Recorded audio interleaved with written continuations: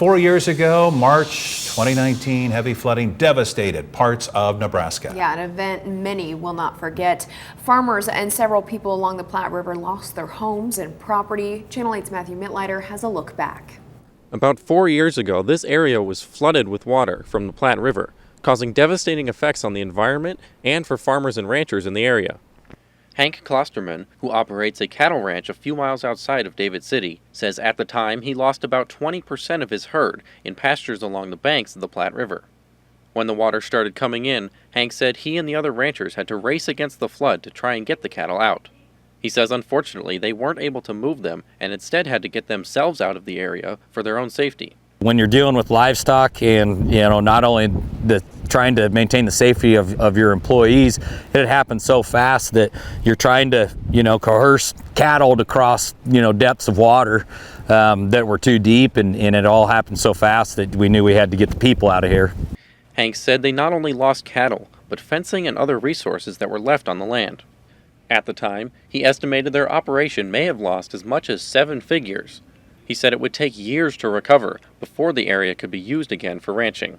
Some of the trees, if you get further back in there, you can see, further up in the trees how far that water had risen. I know we just came off a country road where you could see it had been about a 15 to 20 foot difference, and that's a mile back where that water had come up to and crossed the road even. So this whole meadow pasture area right here had at least 15 to 20 feet of water over it. Now, he says, after making it through the disaster, he's happy to see the progress that's been made. It was amazing to see the amount of debris that came off the river water, floodwaters. From the ranch standpoint, if you look at, looking at this ground out here, this was completely covered with, up to a couple feet worth of sand that had come off the river. And we didn't know if the grass would come back through. As you look, some of these native grasses has come back through. Hank says the ranch has been in his family for generations, and over time they've become pretty resilient. He said after droughts, floods, and catastrophic weather, they've always managed to survive. We're very diversified from the farming to the cattle feeding to the ranching side of it. So, just having that diversity in the generations before me, we forge forward. It's basically persistence. The generations before me have taught me that it's persistence.